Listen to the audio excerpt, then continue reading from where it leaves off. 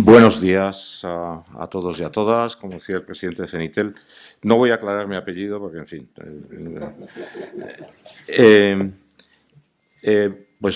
Agradecer en primer lugar a Fenitel esta iniciativa que todos los años reúne aquí a lo más significativo y granado del sector para lanzar sus mensajes, provocar debates y de alguna manera poner luz en un sector y en un contexto como el nuestro, tan complejo y permanentemente en ebullición por diversas circunstancias que todo el mundo aquí presente conoce y que tampoco vamos a ahora descubrir nada si decimos que vivimos tiempos convulsos, pero nunca es una novedad porque cada vez que venimos son tiempos convulsos, o sea que no, tampoco vamos a sorprendernos por esta cuestión. Vamos a tener esta mañana una sesión que va a girar alrededor de tres ideas fundamentales interconectadas entre sí, pero que de alguna manera requieren la intervención de especialistas muy especiales en cada una de estas cuestiones, en cada una de estas áreas. En primer lugar, vamos a hablar de los retos ante la Conferencia Mundial de Radiocomunicaciones, la disponibilidad de espectro. Como todo el mundo sabe, la Conferencia Mundial se celebra a finales, dentro de un año, prácticamente a finales del año 23, y ha suscitado pues todo tipo de debates, todo tipo de controversias, todo tipo de posicionamientos por parte de los agentes más importantes del sector de las telecomunicaciones, del sector de audiovisual, en fin, de todos los que de alguna manera estamos afectados por cualquier cambio normativo en estas cuestiones. Y tenemos para ello aquí tres personas que nos van a informar y de alguna manera también nos van a formar acerca de las cuestiones fundamentales que atañen a esta conferencia mundial y a los debates que giran alrededor de la misma. En primer lugar, tenemos al subdirector general de Planificación y Gestión del Espectro Radioeléctrico, Antonio Fernández Paniagua, al que todos los aquí presentes conocéis desde hace ya mucho tiempo y que nos va a hacer su presentación, lo mismo que Ángel García Castillejo, en representación de la televisión abierta, de la organización o de la asociación en la que estamos presentes algunos medios audiovisuales importantes de este país. Y por último, Jaume Pujol de Cellnex Telecom, que cerrará la sesión. Dedicaremos, cada uno de los intervinientes tendrá 10 minutos para exponer sus puntos de vista, sus ideas y su mensaje a esta conferencia, y al final de esta primera ronda dedicaremos un tiempo a un turno de preguntas específico sobre esta cuestión.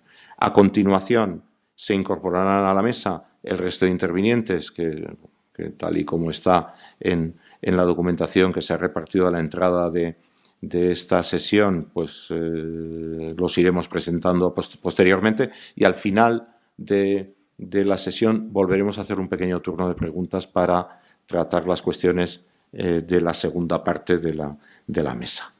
No sé si he sido capaz de explicarlo convenientemente, pero bueno, vamos a dar inicio a esta mesa para no perder más tiempo. 10 minutos por interviniente. Damos el paso a don Antonio Fernández Paniagua para que lleve a cabo su intervención. Buenos días a todos. Bueno, esta mesa, la temática de esta mesa es el espectro para la televisión digital terrestre en el ámbito de la Conferencia Mundial de Radiocomunicaciones 2023, y creo que para entender bien este tema, primero hay que aclarar un poco de qué estamos hablando. El espectro que estamos utilizando para la televisión digital terrestre en España y en toda Europa y también en todos los países del mundo, en lo que se refiere al ámbito europeo y de la región 1 de la Unión Internacional de Telecomunicaciones, que comprende no solo Europa, sino que comprende también todos los países de África y algún país de Asia.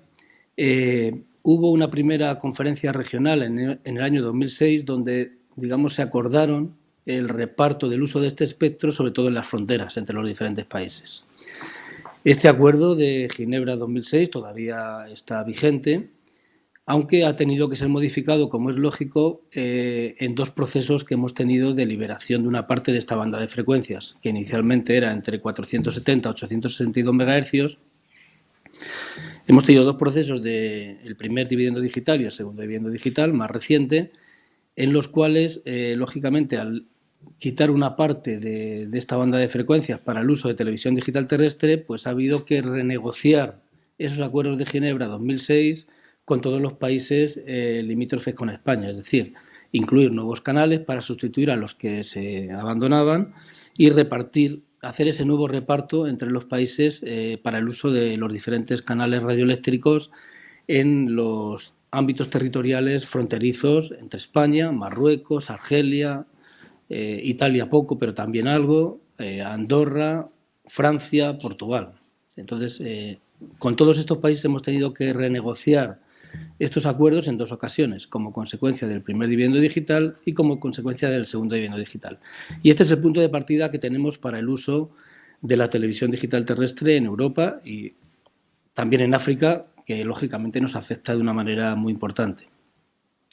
Adicionalmente a esto, sabéis que en el caso del primer y segundo dividendo digital, todo ha venido también derivado de regulación europea. En el caso del segundo dividendo digital, hay una decisión del año 2017, la decisión 2017-899 del Parlamento Europeo y del Consejo, que establece que la banda de frecuencias del segundo dividendo digital se tiene que dedicar a la prestación de servicios de comunicaciones electrónicas, a la prestación de telefonía móvil.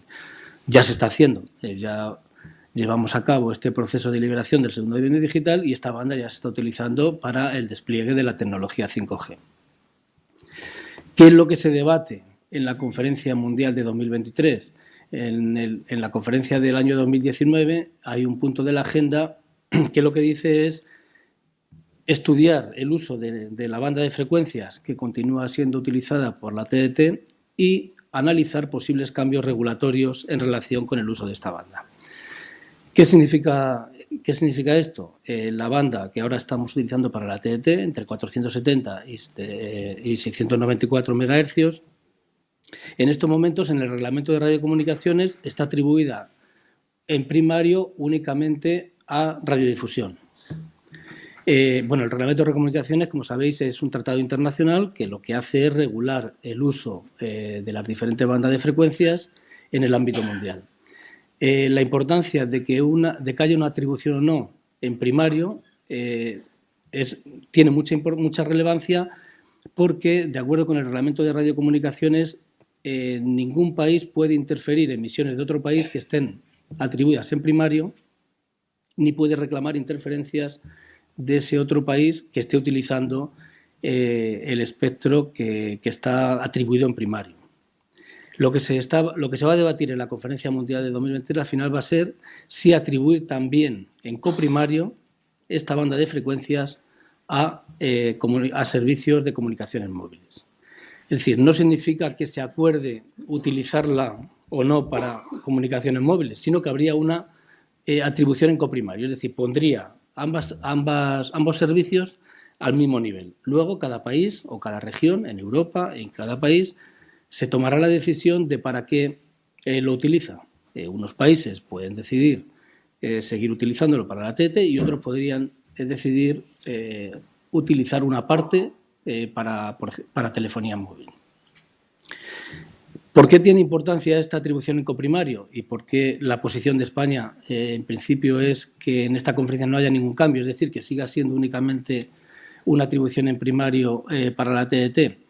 Porque con la atribución exclusiva en primario de la TDT tenemos el espectro totalmente protegido. Es decir, ningún país de los que tenemos vecinos podría tomar una decisión de hacer un uso diferente, podría tomarla, pero en ningún caso podría afectar a las emisiones de la TDT en España. Y por eso, para España es importante el que esta atribución en coprimario a la telefonía móvil no se realice en esta conferencia mundial y es la posición que estamos defendiendo.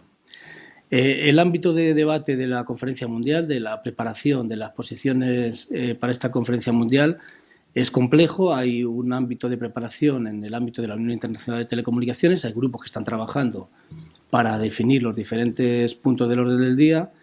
En Europa también, en Europa se elaboran lo que se llaman propuestas comunes europeas y también en el caso de las bandas que afectan al mercado único europeo, la Comisión tiene competencias y por lo tanto también interviene en este debate. En la práctica, en Europa lo que se está haciendo, tenemos un grupo de política del espectro radioeléctrico de la Unión Europea donde todos los países miembros establecemos la estrategia a seguir. Ahí se está aprobando una opinión sobre esta conferencia y en lo que se refiere al uso de la banda de la TDT, bueno, lo que estamos acordando afortunadamente es que no haya en esta conferencia mundial una atribución en coprimario para telefonía móvil de la banda que se está utilizando para la TDT. Pero lo más importante es que al ser esta banda una de las bandas que afectan al mercado único europeo, tiene que haber una decisión del Consejo de la Unión Europea sobre estos puntos de la conferencia, este y otros cuantos que afectan al mercado único. Entonces, lo que va a ocurrir en el siguiente paso es una propuesta de la Comisión Europea en base al informe que ha preparado el Grupo de Política del Espectro para que el Consejo de la Unión Europea apruebe una decisión que es vinculante para todos los Estados miembros sobre cuál debe ser la posición de Europa en las discusiones durante la conferencia. Luego, una vez en la conferencia, que se celebrará entre noviembre y diciembre del año que viene, ya entra el debate, lógicamente, con otras regiones del mundo y se decide, y se negocia y se decide la posición final. En fin, este es un poco el entorno en el que nos estamos moviendo. La posición de España, que la hemos manifestado en los grupos nacionales y europeos en los que estamos participando, es claramente que no haya cambios en la regulación y que no haya, sobre todo, que no haya una atribución en coprimario al servicio móvil en esta conferencia mundial de la banda actualmente utilizada para la TDT. Y bueno, estamos en pleno debate y en plenas discusiones en los diferentes grupos y este es un poco el entorno en el que se mueve este punto del espectro radioeléctrico para la TDT en relación con el desarrollo de la Conferencia Mundial de 2023. Muchas gracias.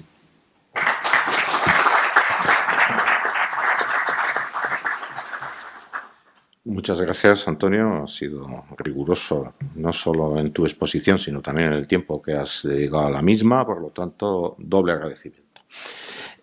A continuación, Ángel García Castillejo tiene su oportunidad también para hacer su presentación en representación de la Asociación Televisión Abierta. Bueno, buenos días a todos, a todas. Y bueno, agradecer a Fenitel, ¿no?, la posibilidad de participar en estas jornadas y decir de antemano que nos sentimos, o me siento, ¿no?, en casa. El compromiso tanto de Televisión Abierta con Fenitel como viceversa, ¿no?, de Fenitel con Televisión Abierta, ha sido un compromiso permanente y aprovecho para explicar un poco quiénes somos y el porqué de nuestra existencia, ¿no?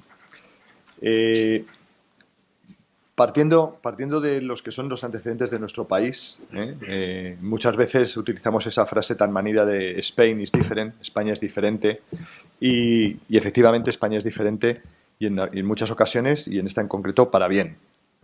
Para bien. Igual que ayer destacábamos que independientemente de los resultados futbolísticos, en España somos campeones a nivel mundial, ¿no?, en este caso en innovación tecnológica, y en el desarrollo y utilización de forma intensiva y eficiente de la televisión digital terrestre con las emisiones en ultra alta definición, ¿no?, tal como estamos demostrando en los últimos años y en concreto ahora con las emisiones en UHD con calidad HDR, ¿no?, de un evento como los Mundiales de Fútbol de Qatar. Estamos siendo pioneros a nivel mundial, a nivel europeo, y lo comento porque creo que es relevante, ¿no? Somos ahora punto de apoyo y referencia para otros muchos países y para otras muchas radiotelevisiones públicas. Pongo el caso, por ejemplo, de France Televisions, que gracias a esta iniciativa somos ahora su gran argumento para convencer al gobierno francés a dar soporte a las emisiones en UHD de las próximas Olimpiadas de 2024 en París, cosa que se estaba discutiendo, ¿no? O sea que, por lo tanto, podemos sentirnos orgullosos en este sentido de ser, de alguna manera, pioneros y demostrar que el uso de la banda UHF, de la banda 470-694 MHz, es un uso eficiente, un uso de futuro y de calidad y, por lo tanto, de interés para el conjunto de la ciudadanía. Dicho esto, claro, como decía, España es diferente y, en este caso, para bien. A diferencia de otros países de nuestro entorno europeo, en el caso español tenemos una penetración de la televisión en abierto, la televisión gratuita, accesible para el conjunto de la ciudadanía, que en la práctica alcanza al 85% de la población española. Ayer hacíamos el homenaje a Pedro Luis Romero. Experiencias como las instalaciones comunes en los edificios, la experiencia de las antenas colectivas en España, a diferencia de otros países como Italia, han provocado el que dispongamos de una calidad de recepción, ¿no?, en la señal de televisión inmejorable en parámetros europeos, ¿no? Probablemente somos el país de todo nuestro entorno en el que, gracias, entre otras cosas, ¿no?, al trabajo de los instaladores de telecomunicaciones, la recepción de la señal de televisión en nuestros hogares es óptima en los edificios. Por lo tanto, esto justifica que España, a diferencia, como digo, de otros países europeos, nuestro nivel de penetración de la televisión digital terrestre, de la televisión en abierto, la televisión que no se necesita suscribir un contrato o disponer de un contrato de acceso a banda ancha, es accesible al 100% de la población, tiene vocación de universalidad. Y a partir de ahí, en el caso de España, la televisión en abierto, la televisión digital terrestre al día de hoy es un factor estratégico, es clave, es un elemento fundamental para garantizar la comunicación, la información y el entretenimiento para el conjunto de la ciudadanía. Es un factor de desarrollo de la actividad cultural, de la actividad cinematográfica, de, por lo tanto, la vida social de nuestro país. Y esto, como digo, nos diferencia de otros países, como puede ser el Reino Unido, como puede ser incluso nuestros vecinos de Portugal o los países nórdicos, donde el desarrollo de sistemas y operadores de cable o distribución de televisión, de señal audiovisual a través de satélite, es mayoritaria y, por lo tanto, bueno, pues, nos coloca en una posición claramente diferente. Yo muchas veces pongo el ejemplo, si me lo permiten, es una mera referencia. Los alemanes, y en concreto Berlín, me acuerdo a principios de este siglo, hacia 2003-2004, sacaban pecho diciendo que Berlín era la primera gran ciudad europea que apagaba la televisión analógica. Solo un 1% de la población de Berlín veía la televisión en abierto. El 99% de la población berlinesa, hablo del año 2003-2004, accedía a la televisión, a los contenidos audiovisuales, a través de sistemas de cable o de satélite. ¿Esto qué quiere decir? Sistemas de pago. En España, por contra, en 2004-2005, pusimos en marcha el proceso de transición de la televisión analógica a la televisión digital, que fue un proceso disruptivo en el que el conjunto de la población pasó de ver la televisión en analógico con aparatos receptores analógicos para acceder a la televisión digital. Y fue un proceso que afectó al 100% de la población. Solo era comparable con la transición al euro, si me lo permiten, de la peseta al euro. Afectó al 100% de la población. Dicho esto y en este contexto, es aquí donde al día de hoy el consumo, según los últimos datos de Kantar y procesados por Barlovento, al día de hoy, en el mes de noviembre de este año, el consumo de televisión en abierto es de 196 minutos por persona y día, o lo que es lo mismo, 300 espectadores día. El tiempo total de uso de la televisión son 3 horas 56 minutos por persona.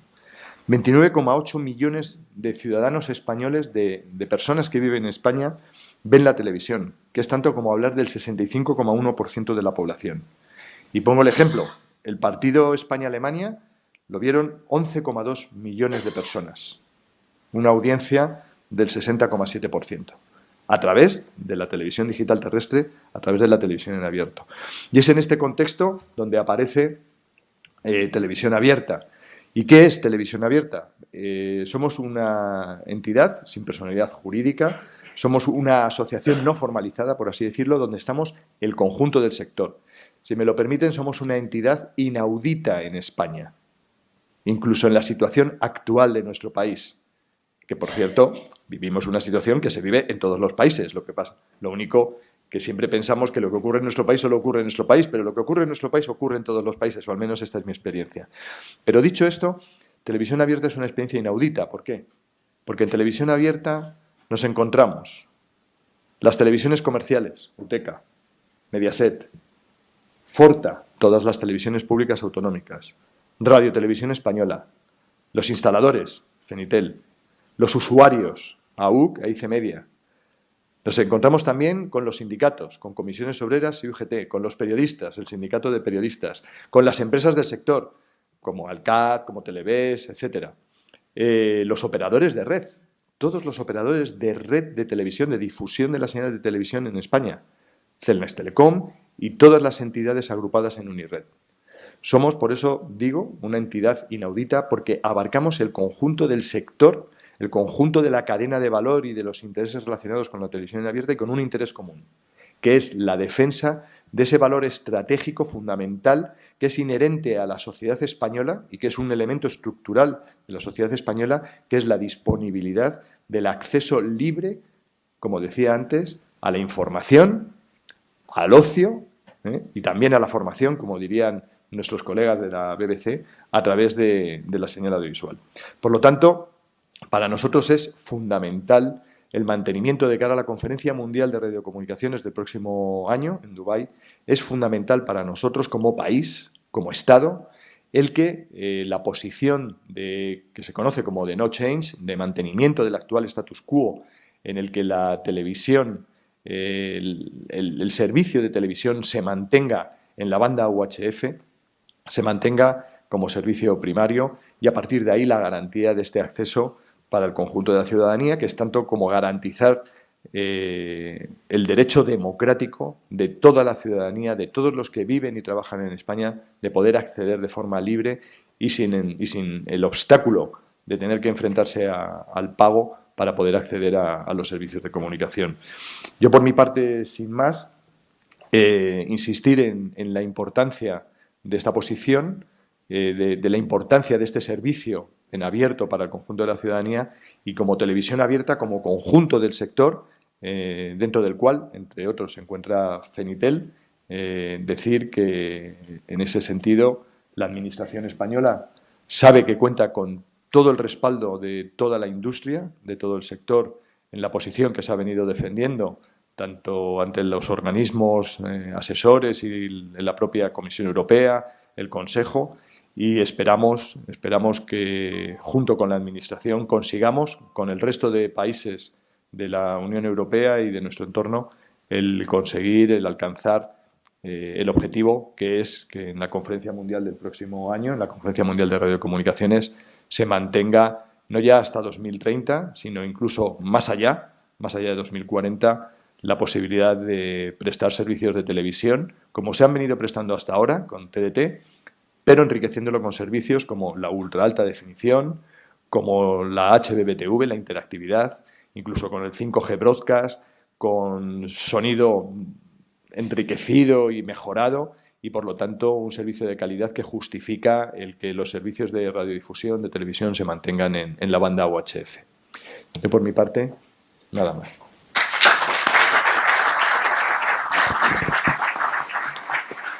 Muchas gracias, Ángel. A continuación, damos paso a Jaume Pujol, en representación de Celnex Telecom.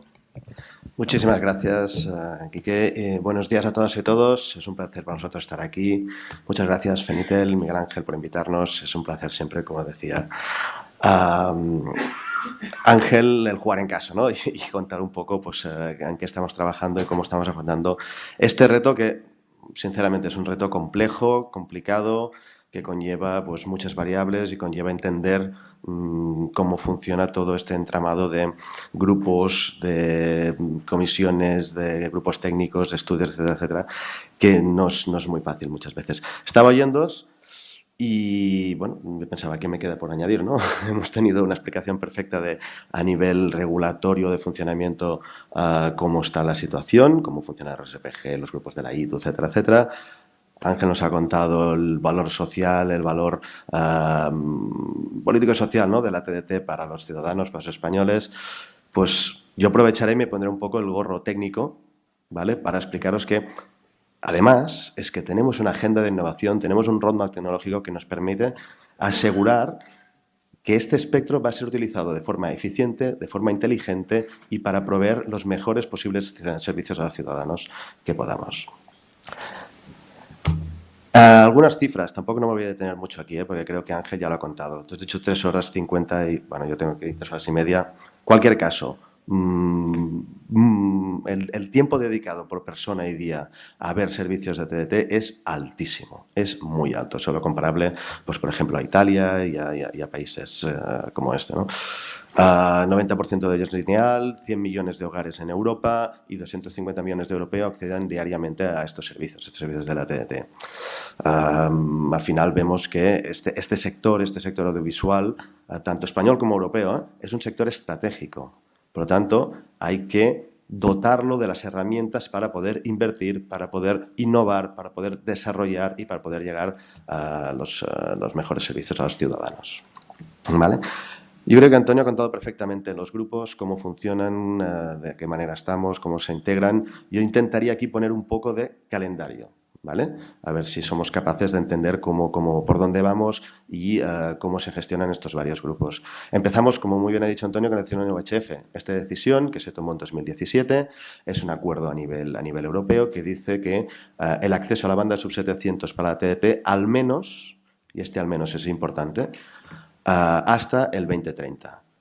Pero lo que estamos hablando ahora, lo que estamos decidiendo, lo que estamos planificando, lo que estamos todo el sector intentando llegar a un consenso es el post-2030, ¿no? Ángel, tú hablabas del 2040. Bueno, yo creo que el mapa de innovación nos permite tener una visión que nos pueda llevar a esta plataforma en el 2040. En cuanto a calendario, tenemos aquí una línea de tiempo donde está marcado pues, la CMR23 y esta revisión, que está aquí en interrogante, pero esta revisión que tiene que ver a nivel comunitario, a nivel Bruselas. Si nos fijamos en la CMR23, tenemos aquí los varios grupos de trabajo que están desarrollando por las posiciones comunes europeas y que están trabajando pues, para hacer una posición común, ¿no? No nos podemos imaginar llegar a la ITU, llegar a Dubái con 100 y pico posiciones distintas, una por cada país de región 1. Sería absolutamente imposible. Por lo tanto, lo que hay que hacer es acordarlo antes. Tenemos aquí la posición del RSPG, que, bueno, está ahí, está en el horno, acabándose de dorar. Vamos a ver cómo la tenemos. Parece que, como has comentado, Antonio, pues bueno, serían noticias positivas para dar certidumbre al sector. Luego tendremos esta posición común de Europa 2027, del Consejo, y luego una posición común de la Organización Regional Europea, que es el CPT, que, por cierto, y aquí estamos muy contentos de anunciar, que la próxima reunión se va a celebrar en Barcelona a finales de enero del año próximo. Vamos a ver cómo nos va la reunión. Y finalmente, pues hay que acabar los estudios de la ITU para entrar en la preparación de la conferencia pues a mediados del año que viene.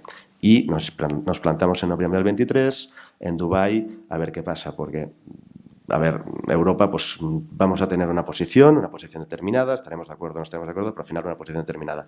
Pero ahí hay que volver a discutirla, hay que volver a hablarla, hay que volver a gestionarla con otros países, algunos de ellos con posiciones muy fuertes, si me permitís, a veces más allá de razones técnicas, seguro, de razones que llegamos a entender algunos. Esto de cara a la CMR23, pero no nos podemos olvidar del otro proceso, que es la revisión a nivel comunitario. La revisión a nivel comunitario, de momento, tenemos el estudio de la Comisión Europea sobre el uso de la banda, que es un estudio que se publicó hará 15 días o una cosa así, que es un estudio bastante extenso y que es un resumen de la situación en los distintos países. Yo os recomiendo la lectura porque es bastante interesante. Luego tenemos el Working Group del RSPG también evaluando los usos futuros de esta banda que a mediados del año que viene pues tiene que dar una solución, y vamos a ver cuando esto llega a nivel de comisión, la propuesta que puede hacer, la discusión que tiene que haber en Consejo y Parlamento, y no sé si es una posible nueva decisión UHF o qué herramienta regulatoria vamos a tener.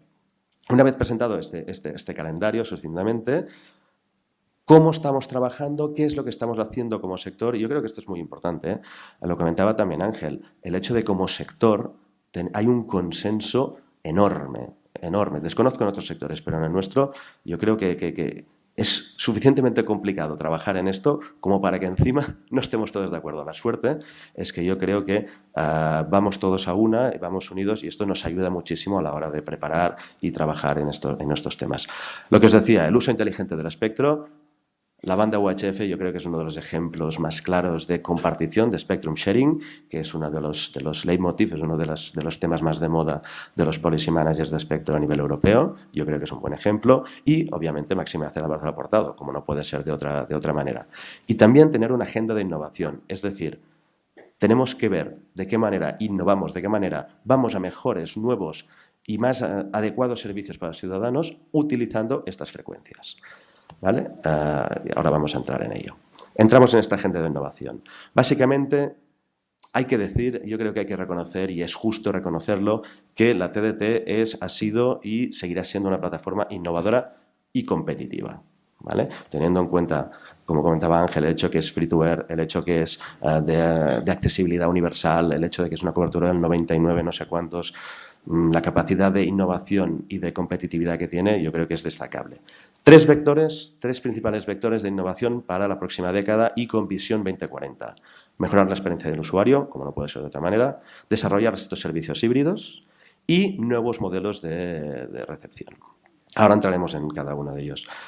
Pero esta viabilidad, obviamente, si hay que invertir, si hay que desarrollar, si hay que desplegar nuevos servicios, pues se requiere de esta certidumbre, de esta certeza a largo plazo regulatoria que nos permita pues acometer estas inversiones. ¿Vale? Mejor experiencia de usuario. No me voy a detener mucho aquí porque creo que luego hay una mesa específicamente dedicada a esto y a la parte de la interactividad, ¿no? Pero aquí pues, estamos hablando de que hoy en España pues estamos en proceso de apagar la SD, lo tendremos todo en HD, UHD, Ángel lo ha comentado, pues estamos haciendo estas pruebas que aprovecho para agradecerte, ¿no? Que pueda ser una realidad, porque como muy bien dices, cuando vamos por Europa y decimos, oye, es que nosotros lo estamos haciendo, la gente, hay 60 y pico % de la población española que lo ve. Ah, sí, esto es posible. Pues sí, pues está pasando, es una realidad.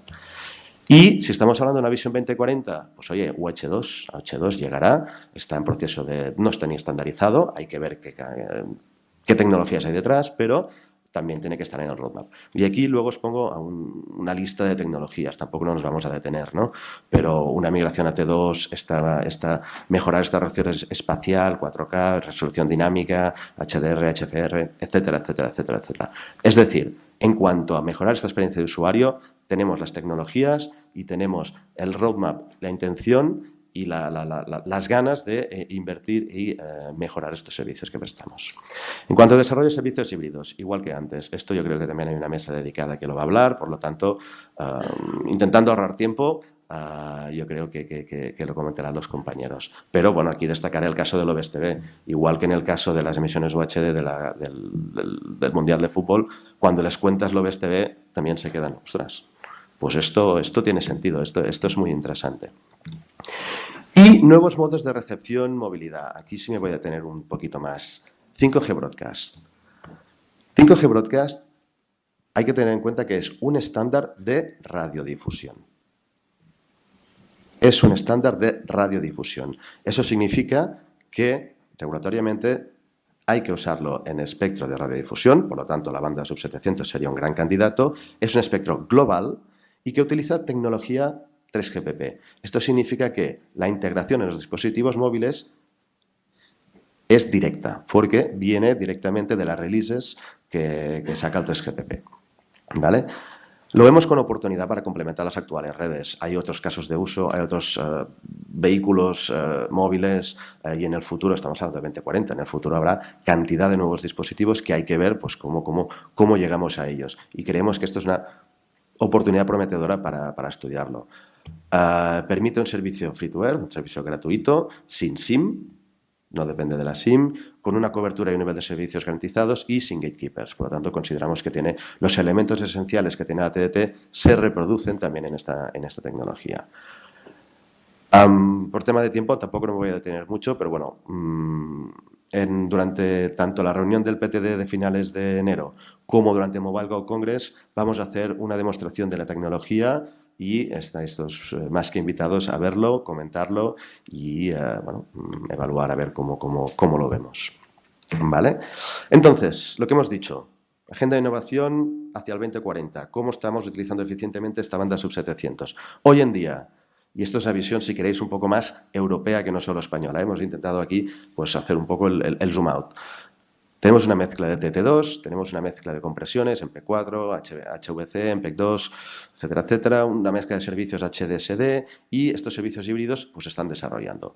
Otros usuarios de la banda son los servicios PMSE, no hay que olvidarlos, son los servicios auxiliares y de producción de contenido audiovisual, también son muy importantes, micrófonos inalámbricos, cámaras inalámbricas, etcétera, etcétera, etcétera.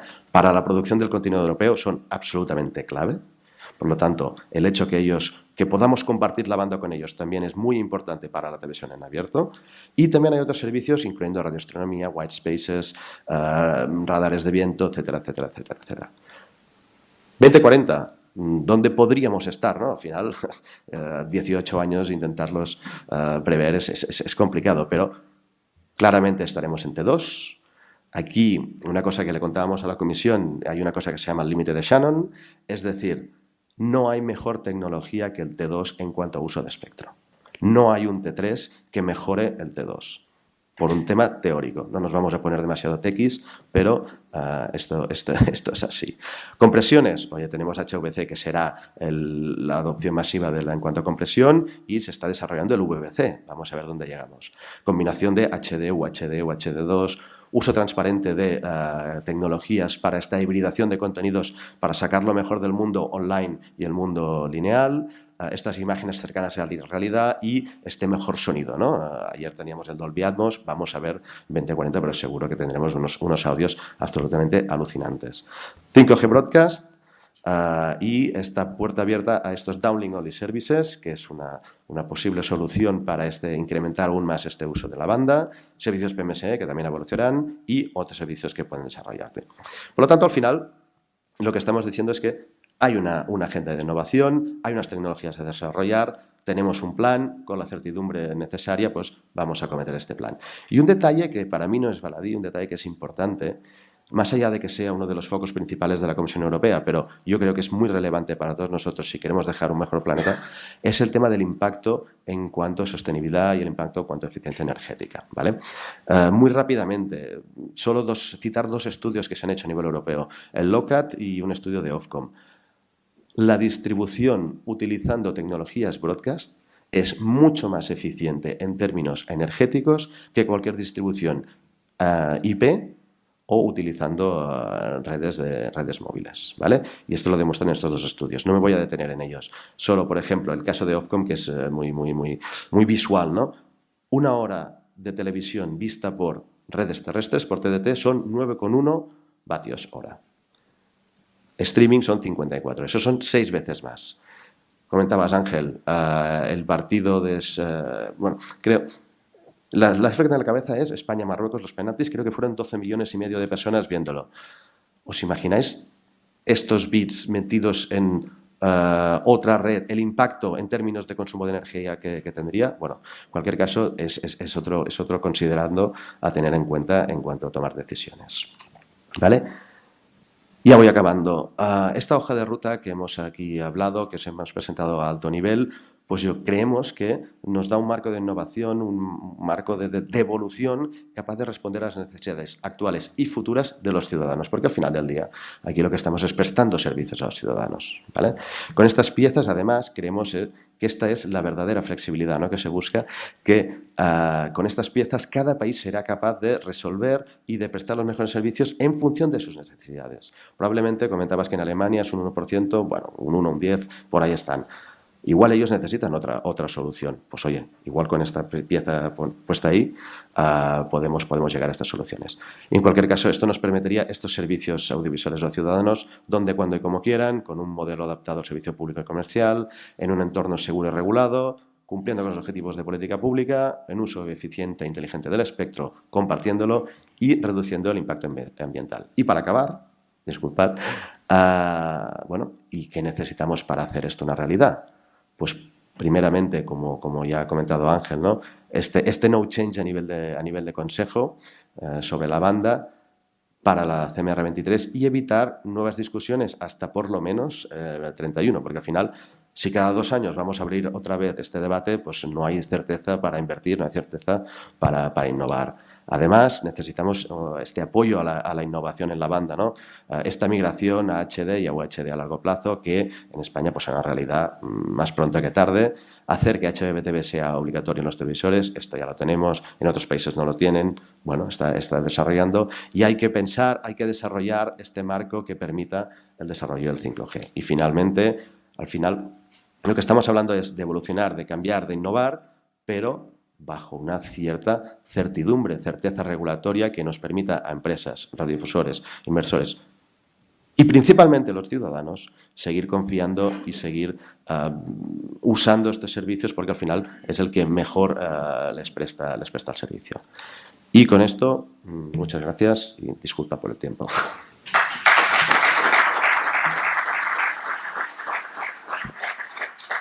Muchas gracias, Jaume. Muy interesante la exposición que nos acabas de hacer. Como decía antes, pasamos a un breve turno de preguntas. Si alguien tiene interés en ampliar alguna de las cuestiones que se han expuesto en esta primera parte de la sesión.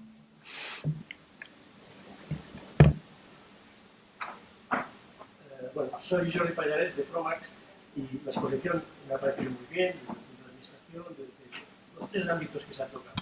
Pero, aunque el espectro ha quedado muy claro, hay una tecnología que es la T2 que habéis... la conclusión es que... La conclusión es que es la mejor tecnología que se podemos aplicar en este momento, pero lo hemos pasado un poco por encima. Yo pensaba que nos diríais algo más, ¿no? Algo acerca del T2, cuál es el objetivo, el horizonte tecnológico que tenemos para empezar ya que cualquier tecnología tiene una parte de desarrollo y otra de aplicación, parece ser que el T2 está suficientemente desarrollada porque en otros países está funcionando correctamente. Cambio aquí, que la tenemos bien desarrollada, vemos ejemplos, vemos que funciona muy correctamente, lo hemos visto ahora en el Mundial.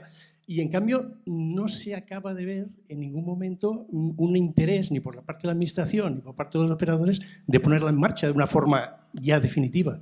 No sé si me podían dar un poco de luz en esa oscuridad. Bueno, yo creo que falta de interés no hay. De hecho, ya se han adoptado medidas que lo que pretenden o lo que intentan es preparar ese camino que en el futuro permita una migración a la tecnología de transmisión T2, que es más eficiente y, por supuesto, pues en algún momento habrá que migrar en ella, sobre todo cuando se está reclamando mantener un espectro, hay que demostrar que se hace un uso eficiente del mismo. En el Real Decreto 391 de 2019, ya en lo que se refiere a los receptores, todos los receptores tienen que incorporar T2. ¿Qué objetivo tiene? Que el parque de receptores de los ciudadanos se vaya preparando para esta migración tecnológica futura. Este es precisamente el principal problema que tenemos que analizar y que hay que analizar con mucho cuidado, el impacto que va a tener en el ciudadano, porque va a implicar, en este caso sí que va a implicar, un cambio en los propios receptores de los ciudadanos. A medida que con esta obligación, ya desde el año 2019, pues el parque de receptores se va adaptando, habrá que estudiar cómo va esta adaptación. También las emisiones experimentales en UHD también tiene que ser en T2. Es decir, no creo que haya esa falta de interés, sino que es un tema que no es sencillo, que hay que tener mucho cuidado por el impacto que tiene en los ciudadanos y que habrá que abordar en su futuro sin duda. Celnex, ¿alguna cuestión? Bueno, un poco en la línea de lo que comenta Antonio. Estamos hablando de esta televisión en abierto que tiene que llegar a todos los ciudadanos y que no podemos dejar a nadie atrás. Por lo tanto, hay que estar seguros de que el parque está preparado. Estaba en mi presentación la penetración de T2. Creo que estamos alrededor del 50% del parque, no me querría equivocar. Eso significa que aún falta el 50%. Eso significa que si tenemos en cuenta que la renovación del parque es del orden de unos 7-10 años, necesitamos aún un tiempo para que los ciudadanos vayan migrando hacia ahí. Pero como bien comenta Antonio, al final los incentivos que se están dando yo creo que son los acertados, ¿no? Es, oye, si te tienes que cambiar la tele, que sea porque te prestamos un servicio mejor o porque te valga la pena. Y en este sentido, las emisiones de UHD, yo creo que es un driver. Yo conozco gente que se ha cambiado la tele para poder ver el Mundial porque consideran que, oye, vale la pena gastarme mis no sé cuántos euros porque tengo un servicio mejor. Si no, cambiarlo por cambiarlo, la gente te dirá que la tele de mi casa ya funciona y tampoco no tiene sentido. En este sentido, yo creo que, como bien decía Antonio, no os falta de interés, es las dinámicas del mercado y la gran ventaja que es tener una plataforma tan transversal, a la hora de evolucionar, lo hace un pelín más complicado. Pero bueno, yo creo que con el consenso del sector llegaremos a ello en algún momento. Ángel también tiene una pequeña aportación. Sí, muy breve. Yo creo que el mejor ejemplo es la experiencia. En el año 2004, cuando se acomete la modificación del Plan Técnico Nacional de Televisión Digital Terrestre, aceleramos 2 años. Se toma la decisión de acelerar 2 años el proceso de migración a la TDT respecto del Plan Técnico que se aprobó en el 98. Se buscó o se modificó el Plan Técnico desde el 98 al nuevo Plan Técnico de 2004, ya para 2005, en el siguiente sentido.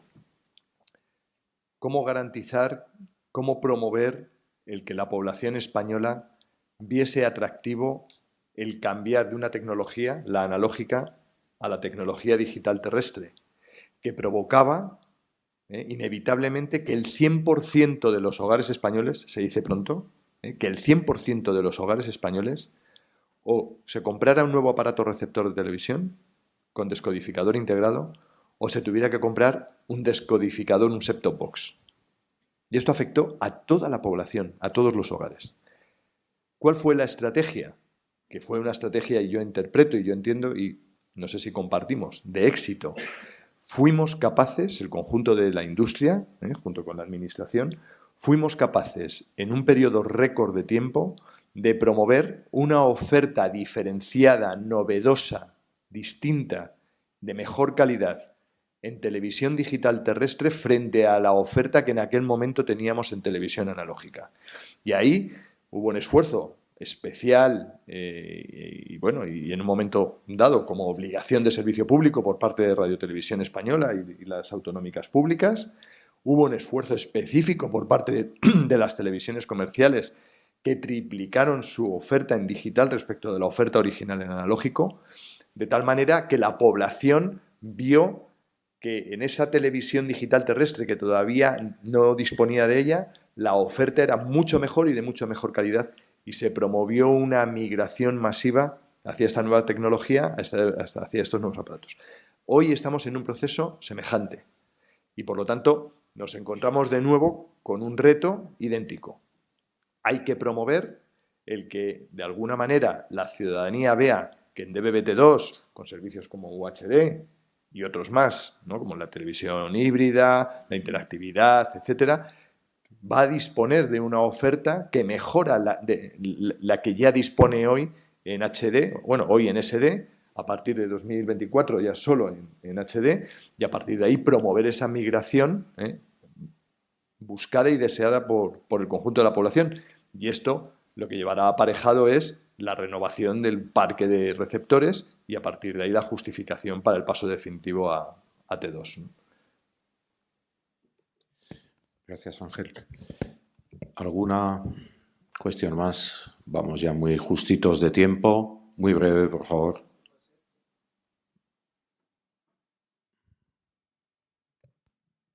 Buenos días, soy Néstor Díaz de ECA. Yo el comentario de Jordi de Promax lo entiendo perfectamente y obviamente nada fácil. Desde esa parte de la mesa las cosas se ven de una forma, como fabricantes las vemos de otra. Pero efectivamente yo creo que la experiencia es un grado y ver la experiencia de otros países yo creo que nos puede aportar. República Checa ha hecho el cambio al T2, en Alemania en 2015, que tiene una población con 10 millones de personas viendo la DVB-T, que no es poco, teniendo en cuenta que efectivamente, como bien decías antes, hay una población enorme viendo televisión por cable de pago y una población enorme en Alemania viendo la televisión libre por satélite. Importante, no es de pago, no todo era de pago, es mixta obviamente. Pero estamos viviendo un caso en Italia que para mí es muy representativo. Fabricantes que estamos aquí, pues también estamos presentes en Italia, donde mejor o peor, no les pondremos como ejemplo de caso ordenado, porque seguramente no lo es, pero es un proceso que yo creo que está aportando y el cambio del SD, el apagón que precisamente han esperado al día 21 para hacer el apagón definitivo, teniendo en cuenta que aunque Italia no juega el Mundial, el fútbol allí también es religión, como en Argentina. Será el último apagón, el apagón real del SD, pero llevamos con este proceso 1 año y pico. No creo que haya sido traumático.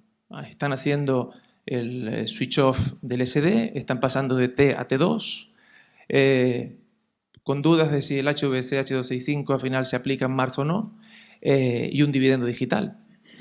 Creo que es un buen ejemplo. A mí se me hace largo pensar que tenemos que actualizar el parque de televisores o de receptores para luego hacer el cambio. Lo veo complicado y creo que a todo el sector, y esto al final es un foro empresarial, al sector le puede interesar, hay movimientos al final y muchas veces si estamos buscando una razón para cambiar el caso nunca pasa. Tenía que ser ahora el apagón del SDE, pues al final se ha movido 14, 15 meses. No sé, yo simplemente como una reflexión y ya termino, el hecho de que el caso italiano, insisto, creo que puede ser un buen ejemplo de las cosas que han hecho bien y de las cosas que seguramente están haciendo mal para poder aplicar aquí. Gracias. Un minuto. Bueno, más que una pregunta era, como ha comentado el propio interviniente, una reflexión. Sí. En ese sentido es insistir en que es algo que hay que hacer, pero que estas cosas no se pueden hacer sin un análisis profundo, un análisis detallado del impacto, de las medidas. Y tampoco se trata de que el parque tenga que estar 100% adaptado, por supuesto. Lo que se trata es que tiene que haber un grado de adaptación que se considere adecuado para poder dar ese paso. Sí, comparto mucha parte de la reflexión. Simplemente comentar que en Italia desde el 2017 que están planeando esto. Por lo tanto, también vemos que lleva pues, unos tiempos y lleva unas necesidades de adaptación regulatoria, de adaptación de los ciudadanos, de adaptación de todo el sector para hacer estas soluciones. Y decir que es un proceso ordenado, bueno, no sé, eso ya, si eso lo debatimos en otro momento, porque vamos a ver cómo acaban haciéndolo, pero es muy difícil el caso italiano. Muy bien, muchas gracias.